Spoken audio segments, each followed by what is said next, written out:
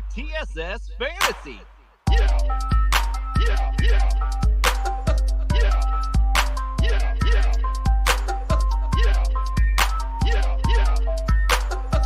It's Commissioner Cooper, and it's time.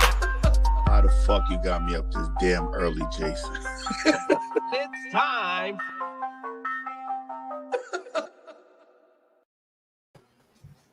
That's right, ladies and gentlemen. It's Commissioner Cooper, and it's time for TSS Fantasy. Yeah! Indeed. Thank you for that. I know Nick said he's feeling the effects of the booster shot. So thanks for toughing it out there, Mr. Booster. We appreciate you. All right. You know what I mean?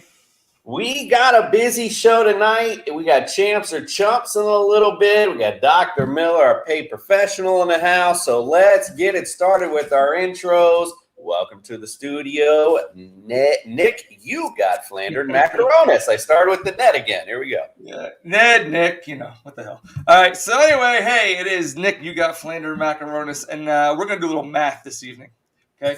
It's going to be you plus TSS merchandise equals happiness for you and yours.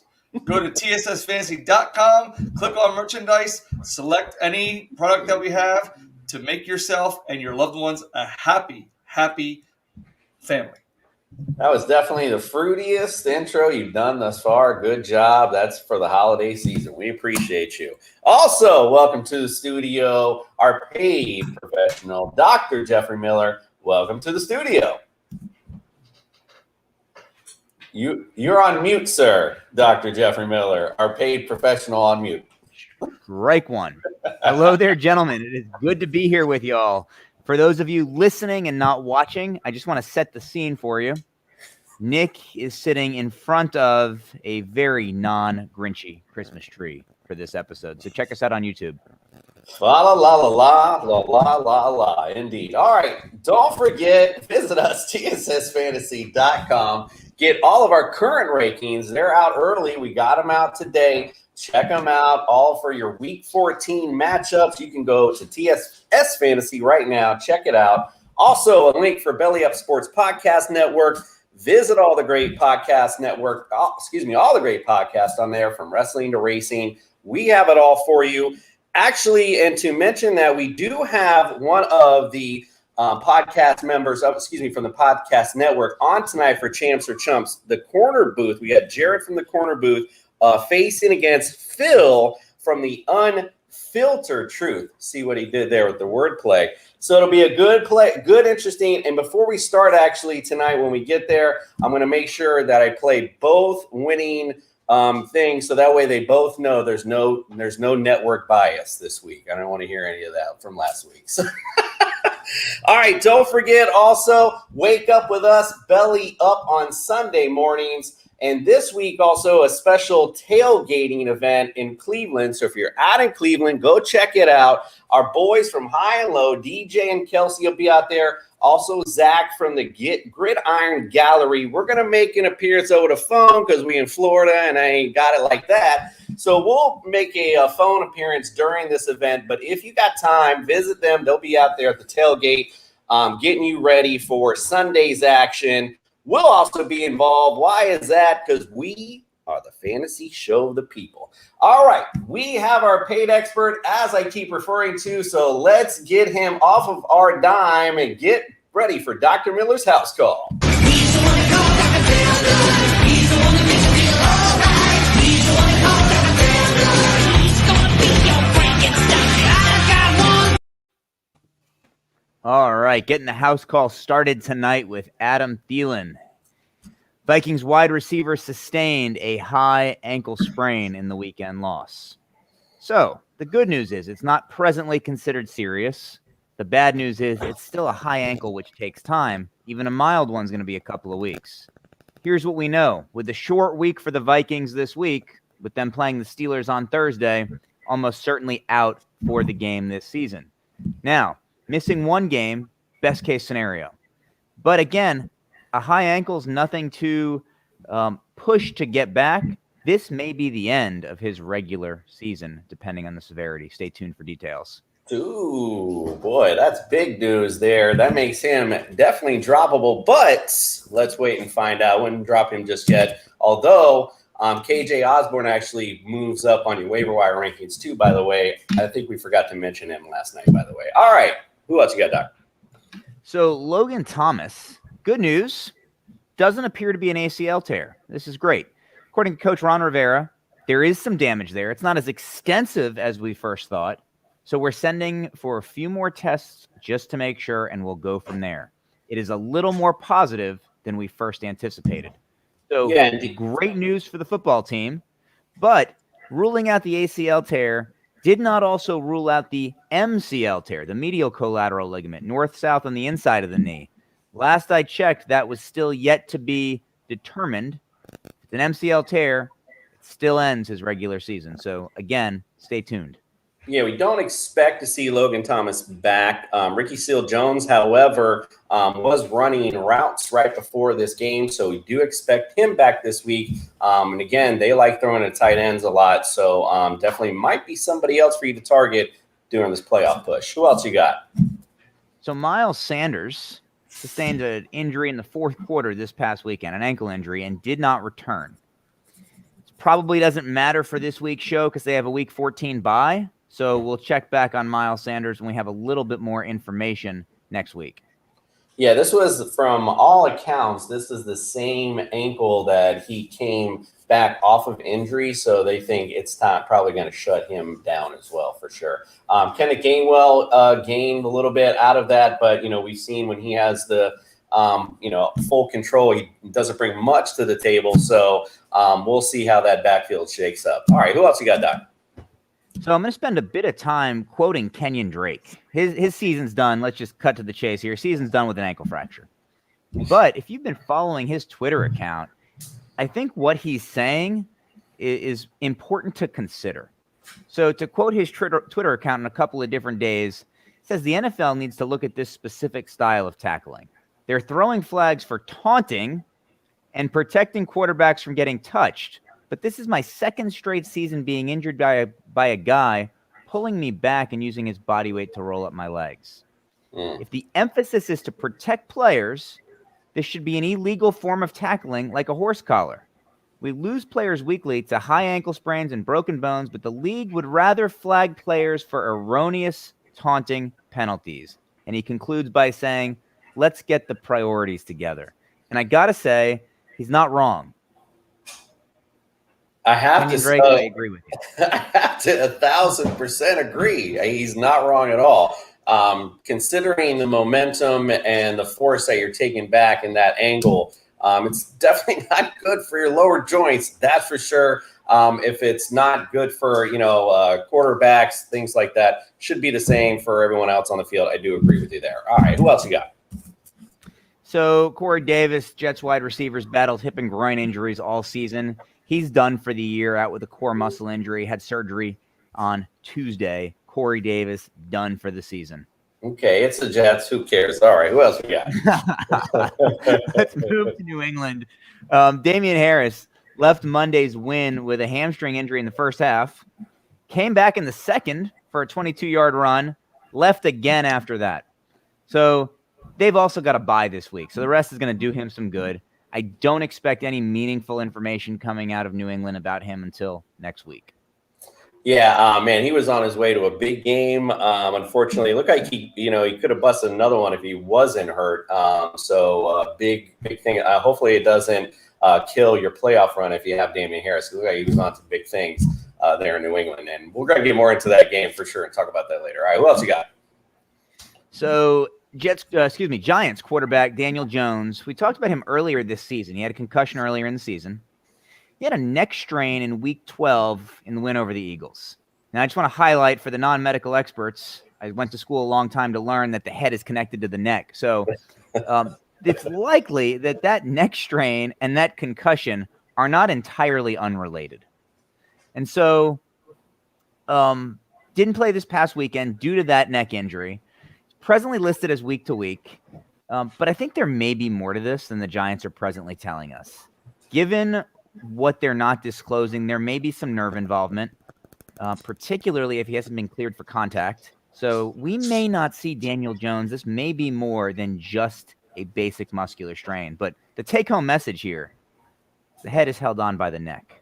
Indeed, the head bone's connected to the neck bone. Listen, Daniel, we talked about that actually yesterday, how weird it was that it came up. It was almost like he was okay, now he's definitely not gonna play. Now he's out, and we don't know how long he's gonna be out for. So yeah, really interesting. Agreed with your assessment there. All right, who else you got? Jalen Hurts. We talked about him, I think, 2 weeks ago in our Week 12 run-up. Had an ankle injury, didn't play Week 13 in anticipation of the bye week coming up here. So the next game he could be eligible for is against the football team on the 19th. But I think it was a good move to sit him last week. You're laughing. Did I make strike two? What did I say that was wrong? No, I was just gonna mention to Nick about Minshew Mania again, but I'm not gonna do it to him. All right, that's all. See, you never know what Jason's laughing at because he's got a lot of activity off camera, so we don't know really what's going on there behind the scenes. There's lots of crazy. I'm getting middle fingers put up. It's all going on. It's great. Him and the producers over there, they they have a behind the scenes show. All right, what else you got? Let's move to Texas. Tyrod Taylor, he's going to be week to week. Davis Mills scheduled to start in his absence, but Taylor's got a likely torn ligament or multiple torn ligaments in his non-throwing wrist, so he's going to be starting on the bench this week. All right, well, it's Houston. Tyrod, they was up and down, no biggie there. I don't think he's on anyone's playoff rosters for sure. All right, who else we got? So Joe Burrow, we talk about him a lot on this show, it feels like. Tough guy, though. So pinky dislocation on his throwing hand.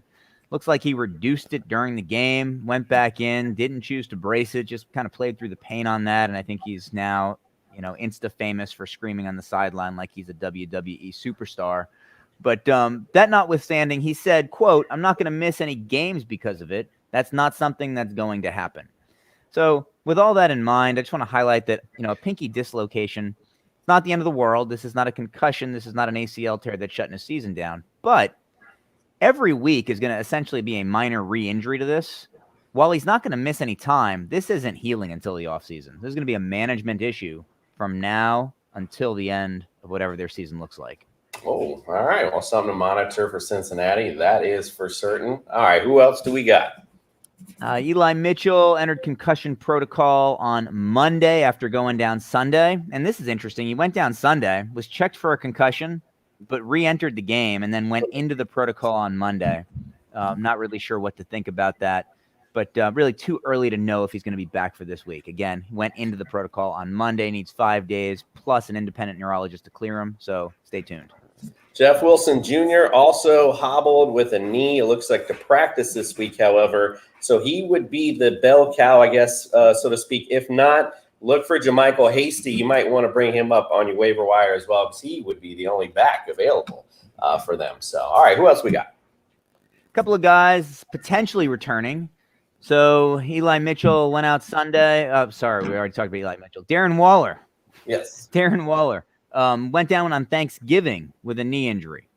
And we talked about his IT band strain a couple of weeks ago. He was upgraded from last week's week to week to day to day, which is good news, but I suspect he may be a game time decision. It might depend on how he feels once he's on the field.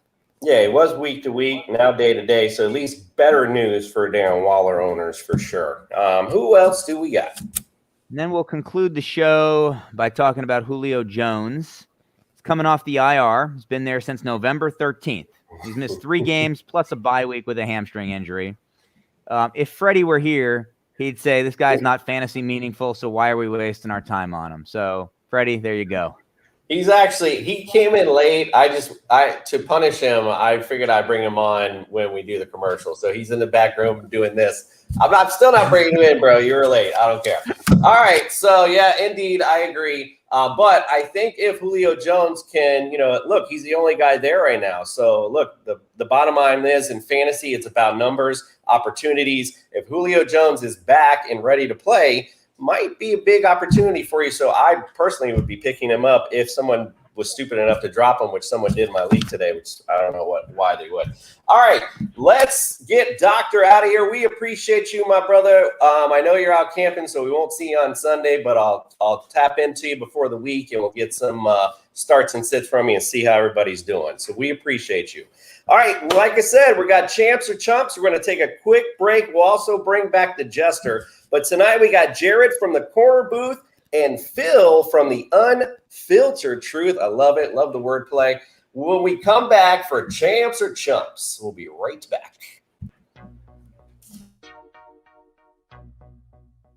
Hey, everyone. It's Commissioner Cooper from TSS Fantasy. We are the fantasy show of the people, and our network, the Belly Up Sports Podcast Network, is no different.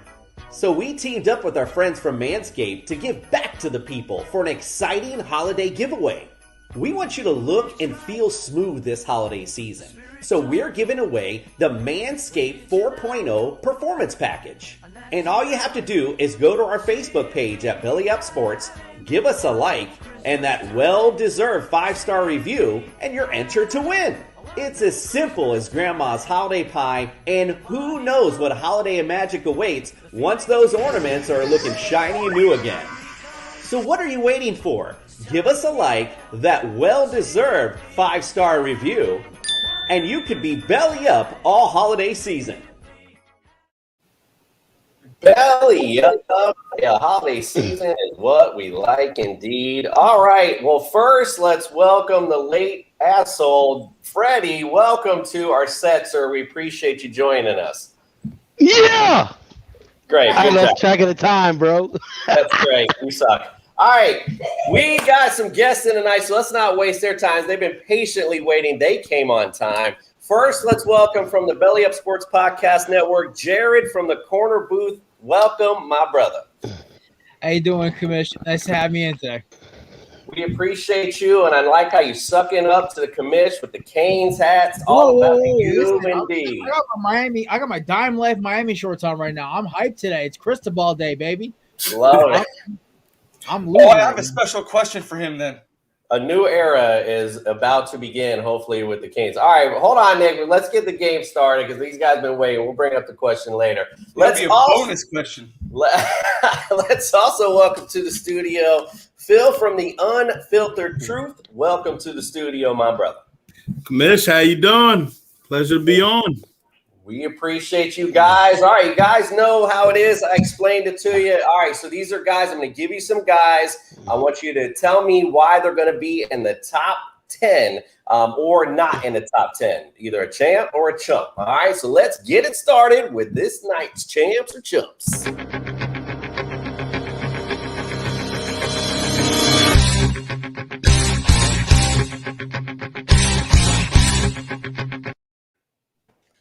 All right, and before we close out tonight, too, last week, one of the guests felt like we were network biased, so I'm going to show you guys. I made a couple of things for both of you guys just to make sure who wins. But we did a coin flip anyway, just to make sure it's all fair. I want to make sure everyone's good to go. All right, first round. Listen, I'm going to make this nice and easy. I throw layups to you. That's why I ask who your favorite teams are. So, Jared, I'm going to start with you first. You are the Eagles fan in the house, so bring me the case for Jalen Hurts as a champ. Well, it's, as a for passing yards, you'd think automatically he's a chump because the Eagles for the past, 5 straight weeks, 6 straight weeks have been, I think, the lowest or top 5 lowest passing yards in the league. But Jalen Hurts' running ability and the fact that he can score from inside the 30 by himself, that's an automatic 6 points anytime you get inside the red zone. He also has a very explosive, young but explosive receiving core and a top 10 tight end, Dallas Goedert. There's a little foreshadowing there. You know what? Honestly, he's gonna be a champ here. He's gonna be top 10. Honestly, fantasy quarterbacking this year has also been a nightmare. I had Matthew Stafford as my number 1 quarterback half the year, and he's just basically been crapping the bed for me. Thank God I have Hurts as well. He's been like bailing my ass out almost every week for fantasy. So playing a 2 quarterback league, never done that before, and I've been getting saved by Jalen Hurts all season. So yeah, he's definitely gonna be a top 10. He's gonna be a champ here. That's not a not a bad 2 QB combo though. It's Stafford and Hurts. Fred, I'm glad you're late and you're sipping in everyone's ear, bro. Appreciate you coming in. That's professionalism we expect on TSS Fantasy. All right, I'm wearing the ugly ass Jets t-shirt. Yeah, I know, bro. You embarrassment. All right, let's go on to Phil. We got. Hold on one second. I'm sorry. My Miss Mary Jane Esquire also said, Fred, that you owe her some money apparently in the Eagles Jets. I don't know what went on there, but anyway, we'll talk about it later. All right, Phil. So you got, like I said, let's give you a layup. You're a Raiders fan. Derek Carr. Now he's not in the top 10 now, but let's hear you make a case for him to be in it. Champ for Derek Carr. Well, what can I say? You get Darren Waller back. You have that whole connect with him and Hunter Renfrow. That's magic right off the get-go. Yeah, he may have lost Kenyon Drake, but, he knows how to channel in that Mamba mentality, and he will get aggressive. You saw what he did in that Cowboys game. He made ways to win the game, and that's all that matters. I want a quarter, whether the numbers are low or not, but if he can find ways to win the game for his team, that's the kind of quarterback that you look at and say, wow, that is a top 10 guy. And it's really not that much to say about it, because if he got downfield, got the team downfield, handled business, that's all. So, Derek Carr, yeah, he's one of my top 10 guys. Nick, all right, it's round one. I already know you're gonna be leaning for the Eagles fan right off the jump, but let's see if you can be unbiased in your judgment. Who you got for round one? Not to put any pressure on you. No pressure taken. You know how I am. I'm biased towards people that bring me actual hard data. Jared, you brought the data, even though I'm sorry, I hate your hat. But you brought the data. Phil, I like you as a person, but Jared's argument was just a little bit better, so I'm going to go with Jared. All right, Jared takes round one, even though Nick hates your hats. This guy. He wasn't the first one. Let's go to round two. Boy, you talk about disrespecting our guests. Jesus. All right, let's go to round two. We got Ezekiel Elliott. All right, so this time, this round, I made you guys go opposite here. So, Phil, I'm going to start with you this round. Let's hear a case for Ezekiel Elliott to be a chump. Mike McCarthy's offense. That's it. That's all you got to go. The running game has been horrendous with him. You know it. I know it. He hasn't been able to. When the last time he got 100 yards rushing? Let's be real. Since Mike McCarthy has been the head coach for that team, Ezekiel Elliott has literally looked like a chump in the running game. Ray Charles can even see that. I don't even need to throw stats right there. You see it. Jesus sees it. Come on. He is a chump, without a doubt. All right. Well, Ray Charles, Jesus. I mean, he threw it all in there, Nick. That's a pretty decent argument. All right. We're gonna roll to Jared. Let's hear a case for it. See, I threw this at you because I know it probably hurts as an Eagles fan to make this case. Make him a case for him to be a champ. See, you know what's so funny? I wanted to make a chase for him to be a chump for so long. I've been fought because I've been covering college ball and pro ball since I was like 16. So the problem is I've watched Zeke since he was a freshman. And the problem is with Zeke, I always worried about his effort. And now that he's in a split backfield, God, as a fantasy owner, it scare the daylights out of me. But with Tony Pollard, he's more unpredictable than the lottery, man. I swear, either he's going to break off 2 touchdowns or not touch the ball. Zeke's top 10 right now. He's ranked, I think, 9th or 8th, I believe. I don't know. He screwed me in fantasy 2 weeks ago. I was playing against him. He's only averaging about 13.3 a game. 14, I think, was the number I saw on Fantasy Focus this morning or something like that. It's not great, but I have Saquon Barkley on my roster, so I can't complain about points for running backs. Oh, my God. Thank God for Austin Eckler. I bless that man's presence. Zeke, to me, is going to be a top 10 only because his punch-in potential and the fact he can't catch the ball in the backfield. And also down the stretch with the inability, like it looks like Dax lost something. I don't know if the injury set him back a step or two. I don't know what it is. Against Oakland, that offense looked a little inept. It looked a little sluggish. They do have a not horrible schedule coming up. I think their only team who actually can stop the run is Philadelphia, Week 18. So I'd have to get clarification on that, obviously. But I just for Zeke, I think he's going to kind of stumble backwards into a very horrible running back fantasy class this year. So he gets there by default. I guess that's my argument. It's like, who's going to replace him? You're not going to get Zeke. Miles Sanders just showed up for the first time last week. He's already hurt. So, I mean, he's kind of just going to – I'm happy to be here in the top 10 kind of badge at this point. Yeah, so, and listen, any man that can sport a half shirt definitely deserves an argument for a champ, I would say. All right, Mick, who you got for round 2? Again, Phil, man. I mean, you brought up when was the last time he had a 100-yard game? You should have known that. He only had 2 this year, back in weeks 4 and 5. He had 143 against Carolina and 110 against Dallas. When you say things, you got to back it up with data, man. Jared. So Jared gets round 2. Damn, poor. We beating this guy up. He comes on our show. You're just beating him up, telling him what he should. Faith and feeling only goes so far. I need data. Telling him what he should and shouldn't do. Damn, man. All right, let's go on to round 3. All right, Jared's up 2-0. We got to see a comeback, or we're going to be a short segment here. All right, Deontay Johnson. All right, here it is. Jared, your case for a chump, and Phil, you're on the champ. So, Jared, you'll start first with your chump argument. You know, it's so hard. I want to root for this guy to be a champ argument because he just had a great game this week. I think he just got bumped up into the top 10. But wide receivers this year have been so out of control. I had A.J. Brown when we get me 20-something fantasy points. The next week he gets an end around and busts his ankle. So I think anytime you're trying to pick the back end of the wide receiver core this year, because I think we have our set for who's like the top 8 or 7 or whatever it is receivers. Those guys are put up every week and they're going to be there.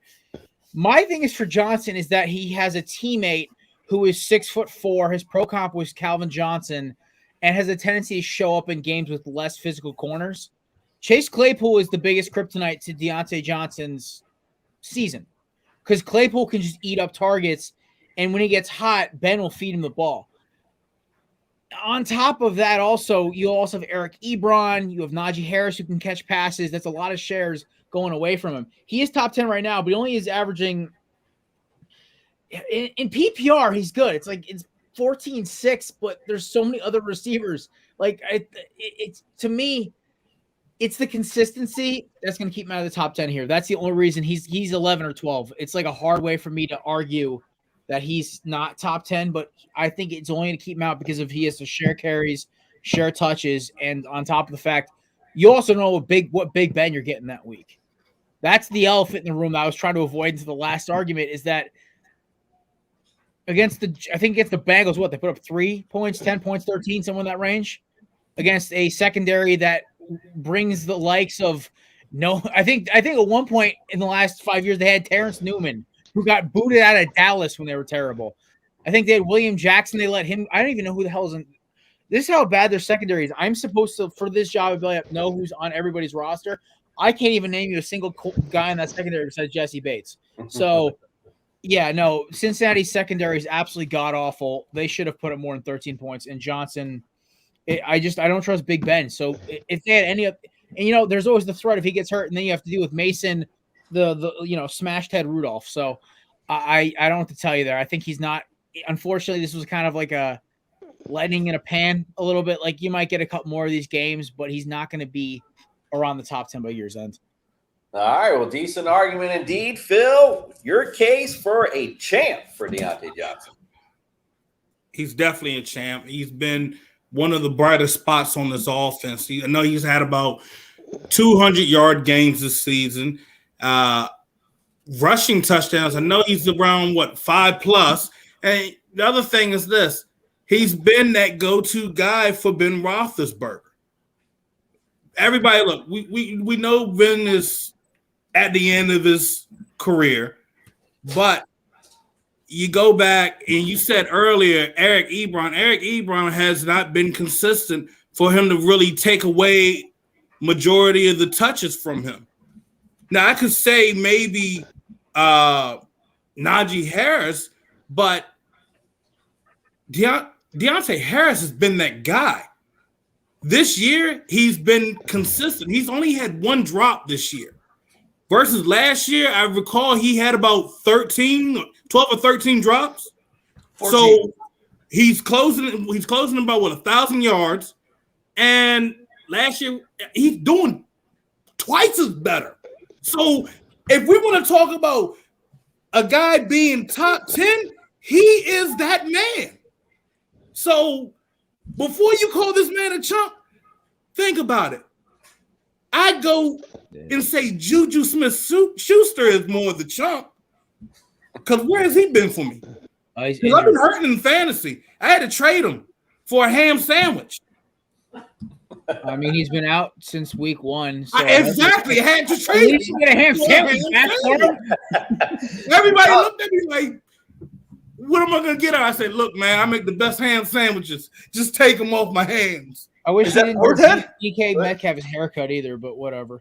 But listen, if you Johnson is the guy, whoever, even if he has Mason Rudolph, at least he's going to at least get about 60, 70 yards. So the fact of the matter is, I'd feel comfortable seeing Deontay Johnson be a top 10 wide receiver. Indeed, decent argument. And if you traded an injured Juju Smith, I can't even say his name. You could trade Juju for a ham sandwich, brother. You made out. That's all I got to say. All right, Nick, who you got for round 3? Okay, Phil, you got great arguments there. Being a longtime Steeler fan that I am, Deontay Johnson is the new Hines Ward. And Jared, got 3 words for you. Don't bash Ben. Jared, you win. The Pittsburgh native gets in there, indeed. All right, let's go to round 4. Actually, a Philly native. Let's go. We go. Oh yeah, my bad. I meant to say Pennsylvania. All right, whatever. We're going on to the chump round. This is the round both are chumps. It's 2-1, mind you. So we got. I'm going right to your core here. I'm going to make this hard for you. We're going to start with you, Phil. Tell me why Darren Waller, your boy, is a chump. Man, y'all hurt me right there with that one. All right. So, really, this is the guy that's leading the team in drops. He has 4 on the season. For starters, he's out.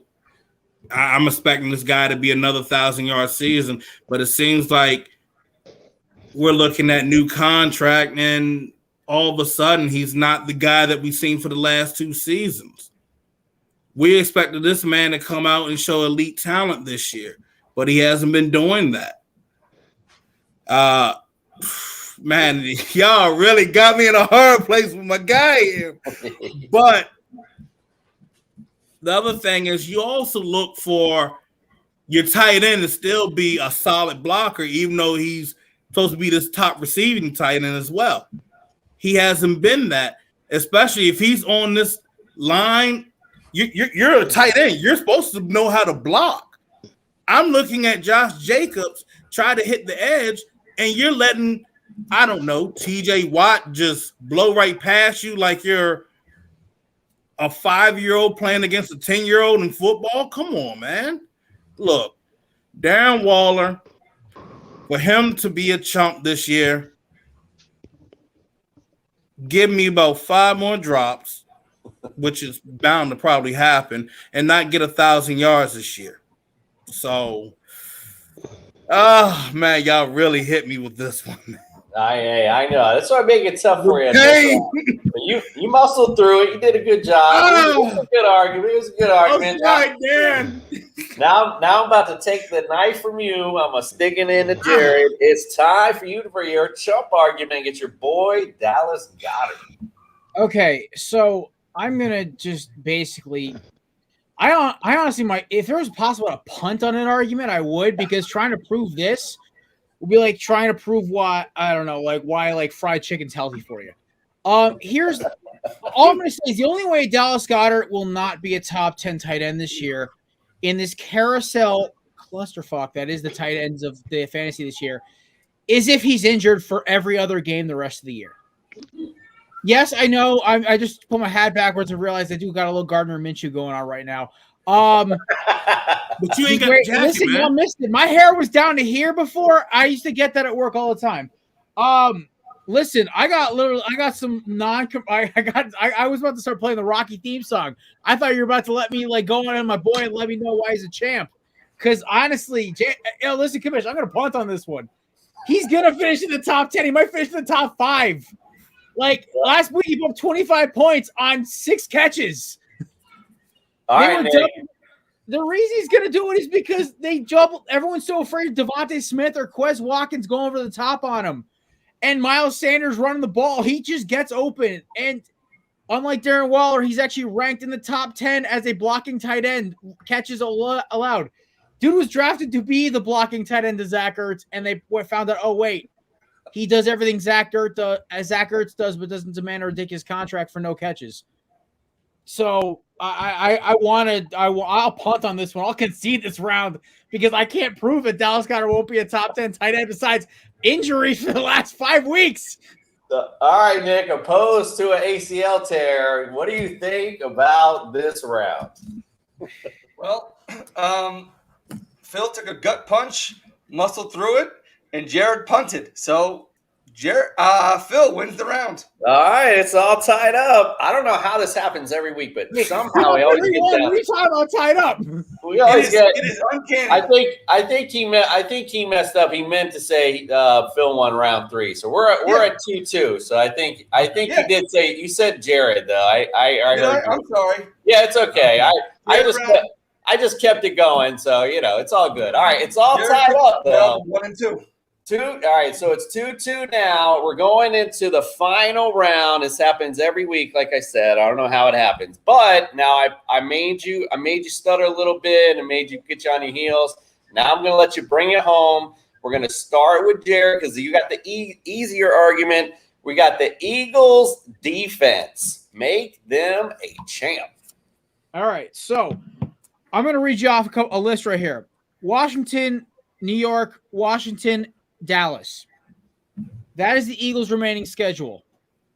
I will be in the stands in Philadelphia at Week 15 against Taylor. I can't throw the ball past 20 yards. Heineke. Don't believe me? Go watch him on tape. It's like watching a Pop Warner game. I don't think he can complete a ball past 20 yards. Either that or Ron Rivera just doesn't trust him doing it.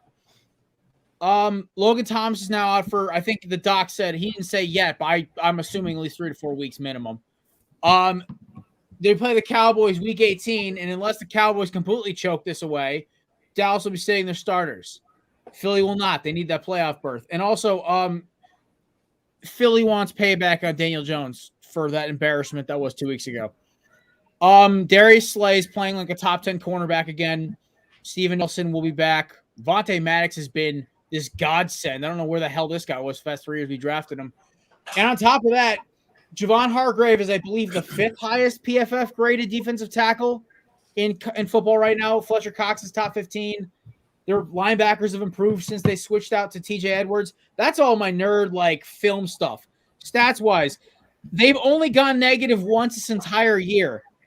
They've put up a 20 burger against Detroit. They've put up 2. They've gone over 10 points 3 times and come close against Atlanta Week 1. They force turnovers.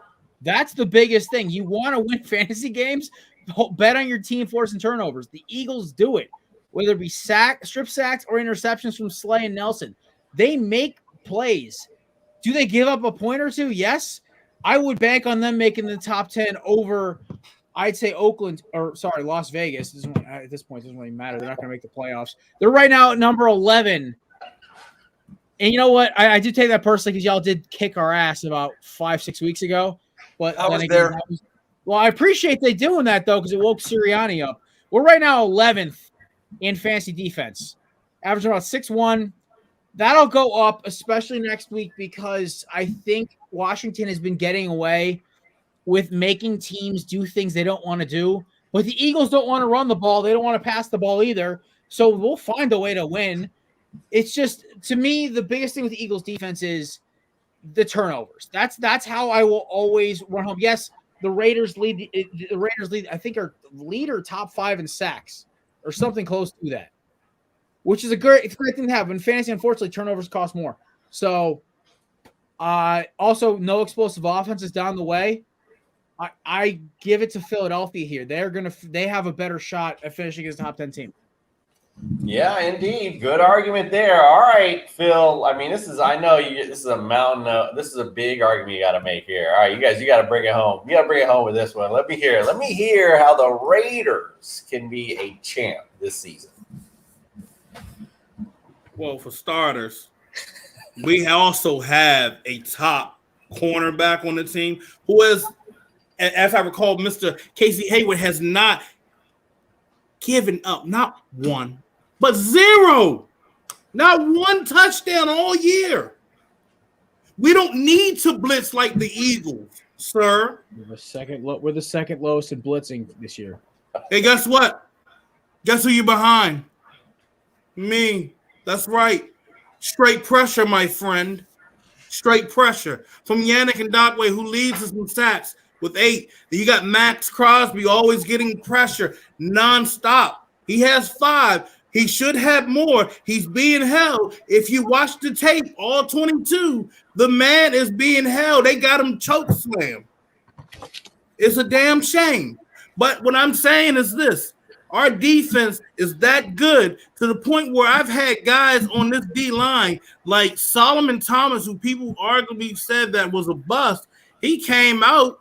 This man has, at D-tackle, 3.5 sacks. Good Lord. People said he was nothing. We look at Denzel Perriman, who's actually leading the league in tackles. This man could barely stay healthy with the Chargers. We had guys out here every Sunday making plays. You have a rookie corner in Nate Hobbs, who wasn't even a first-round pick or a second round. He's shutting guys down. He got his first career interception against that clown Heineke or Heineken beer. But, you know, the thing of it is, this young, rambunctious team is showing everybody why they are champs, why they are top 10 defense. And for starters, this is my most favorite thing of all. But this is the guy that created Legion of Boom. Okay? Legion of Boom. The only reason why you put those 3 teams up, I'll say this. This is why I was throwing up when I had to defend Derek Carr as my champ, because this man, we can talk about that later. But the fact of the matter is, my defense can get the job done. They are top 10. They are top in sacks. And let me not forget, they are they have 11 forced fumbles this year. 11. So must be doing something right. All right, so some good arguments all the way around. You guys did a great job tonight. Really tough to decide this one tonight. However, I do got to say, I do like a little bit of Phil's, I guess, Robbie Top, you will, or whatever you want to call it. I can't even think of the name right now. My bad. So, Jared, just for right now, sir. Hey man, just want to let you know that sometimes you gotta shut the fuck up. You gotta shut the fuck up. And this current time is just one of those times you gotta shut the fuck up. I don't think you're a bad person. I just don't want to hear you talking anymore. You gotta shut the fuck up.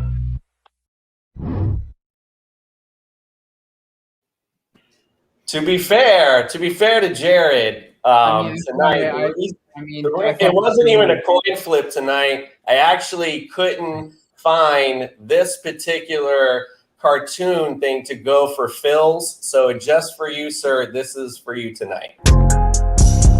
Dumbass. Thank these. They call me dumbass. Black cotton entertainment. Stupid.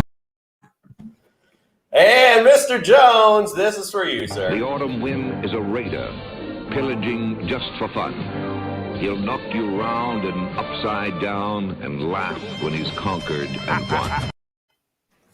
All right. I hope you guys enjoyed tonight. This is plug time for you both. We'll start with the winner. Phil, let our audience know where they can find all your great stuff, my brother.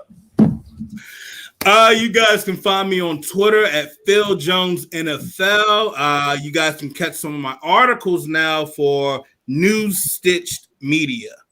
I had some big news that popped up this week. I am now a White House press reporter. Wow, congratulations. So, big stop. I'll be putting out more articles.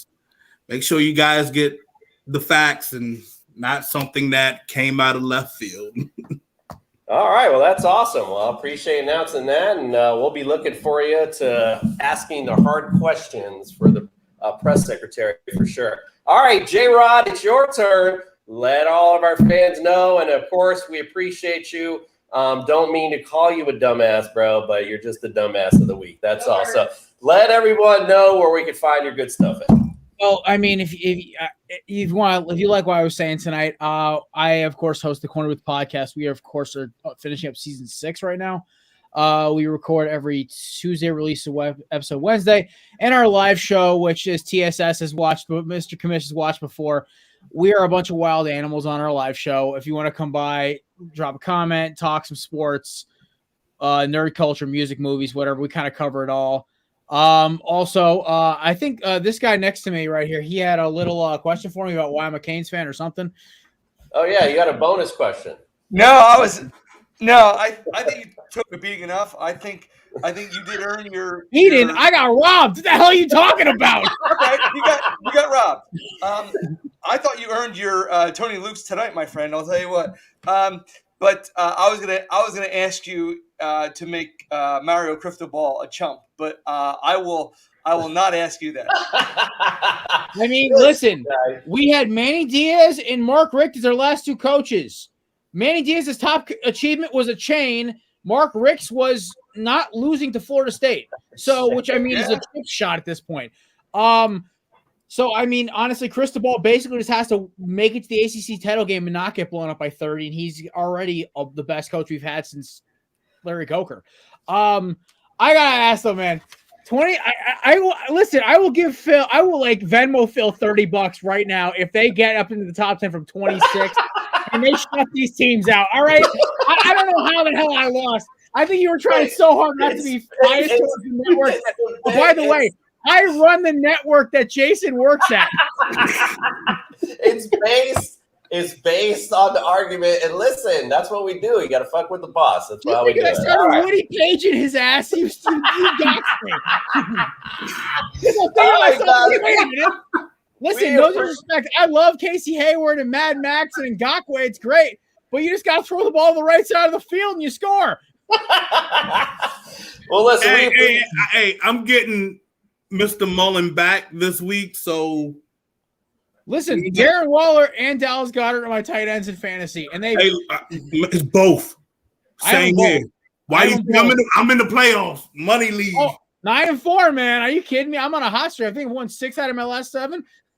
All right. After all that Raiders game, they throw a great tailgate outside of the MGM. Oh, it's fantastic. If you get a chance, go. And I flew all the way out there to watch our Birds get our ass beat, and I was not happy. Well, it was bound to happen during that time. We actually might make the playoffs.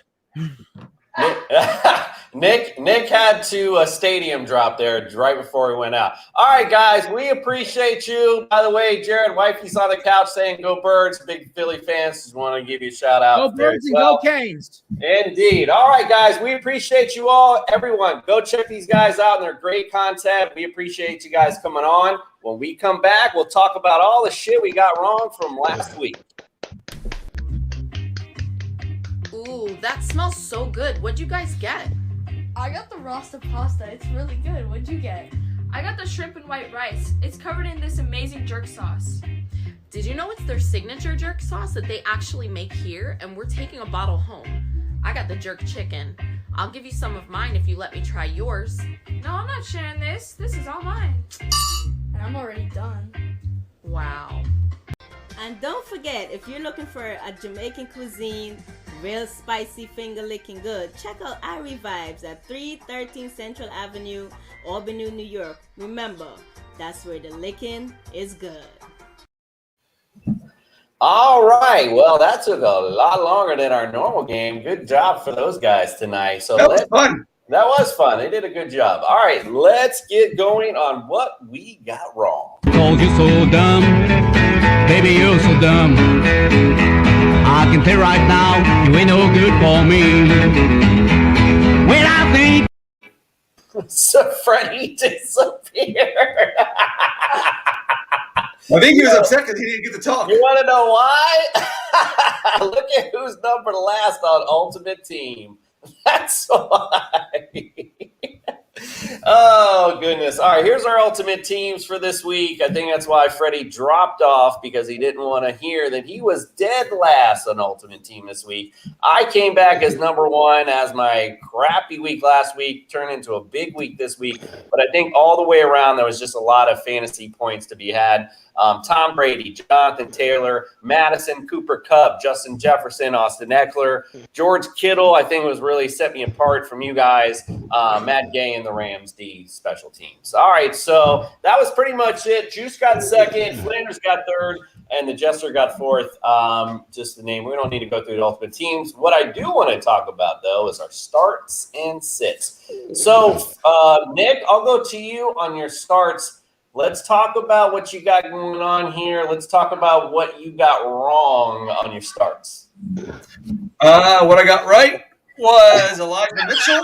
No, I said what you got wrong. Oh, that's what this called. I got everybody else wrong except for Elijah Mitchell. So I got Carson Wentz wrong, didn't do nothing. Brandon Cooks did less than nothing. CJ Uzomah did less than nothing, and the Patriots did less than nothing. So the only one I got right was Elijah Mitchell.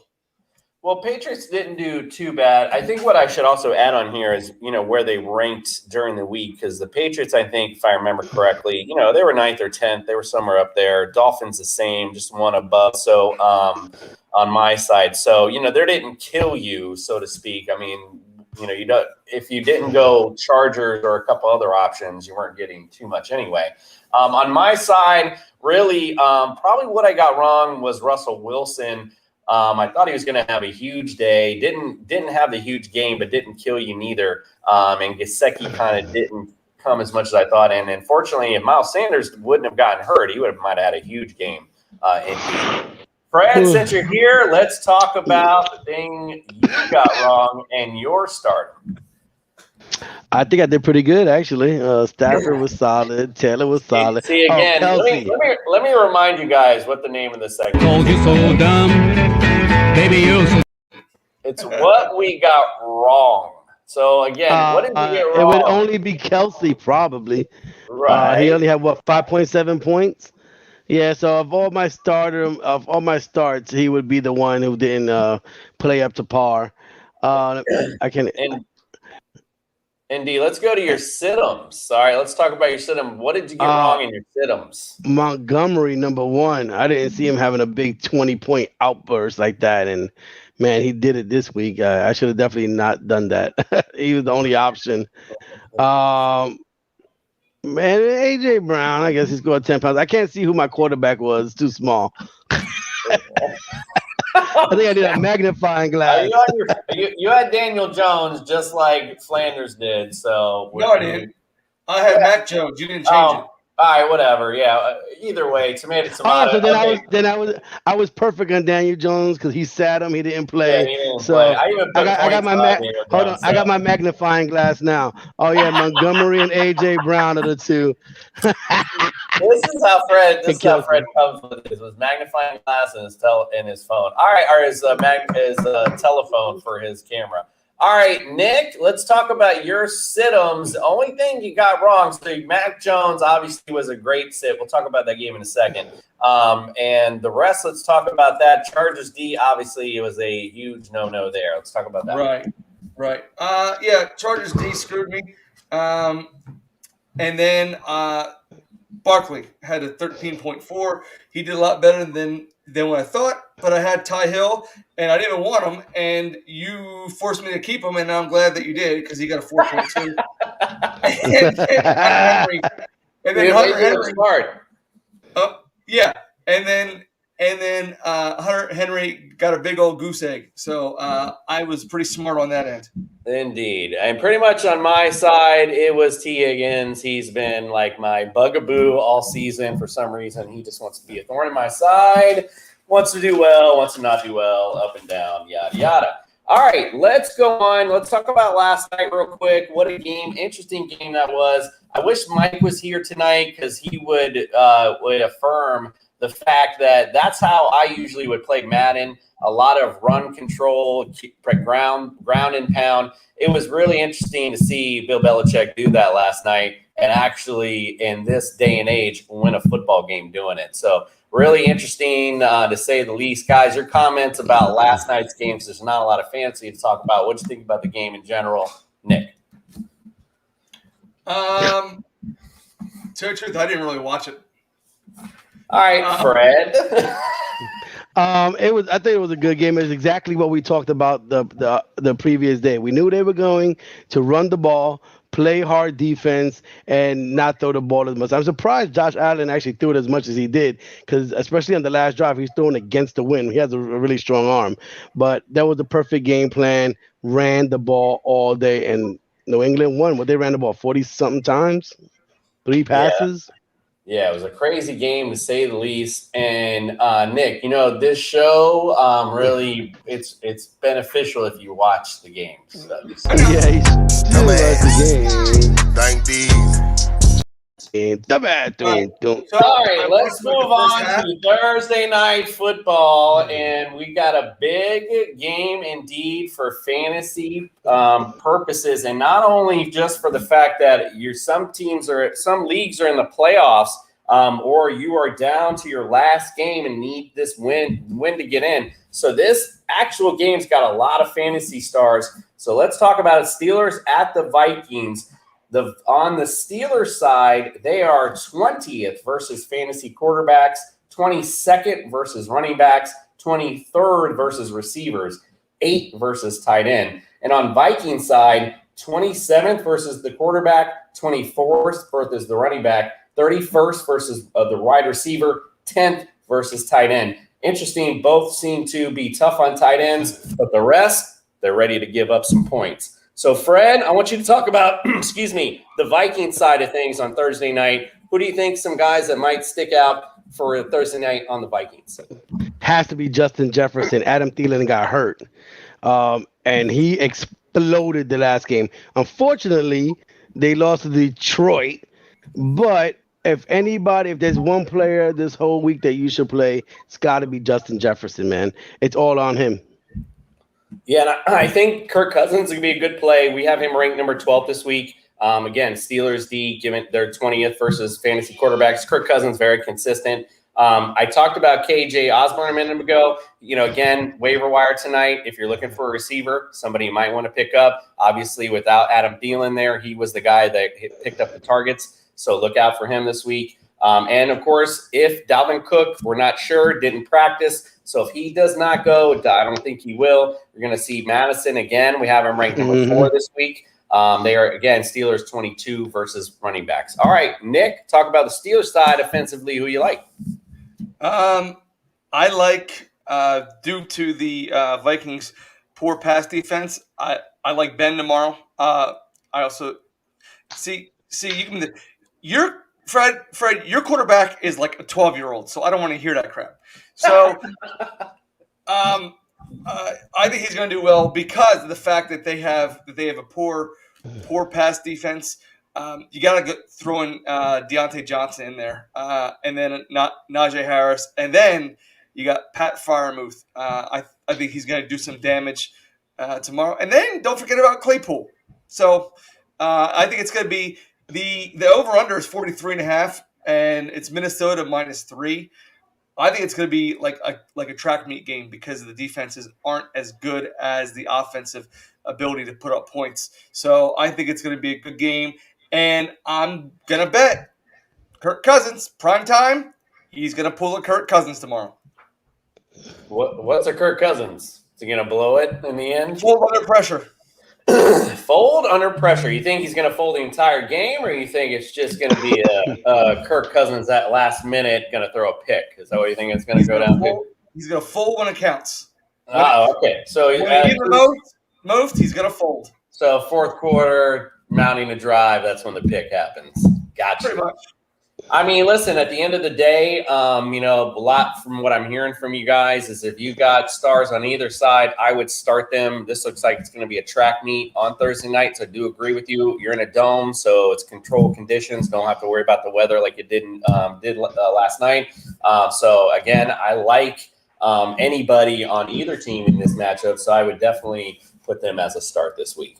All right, guys. Yes, go ahead. I read today that next season – Kirk Cousins may be in play for New Orleans and Pittsburgh.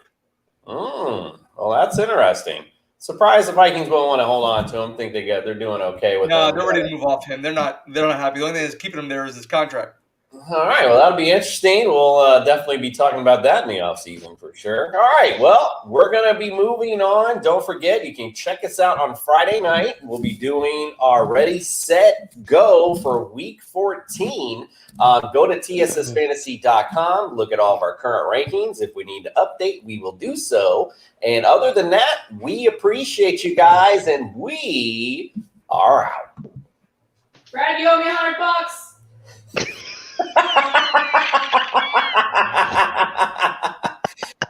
That was a good way to end it out. That's the way to do it. We're on a mission, guys.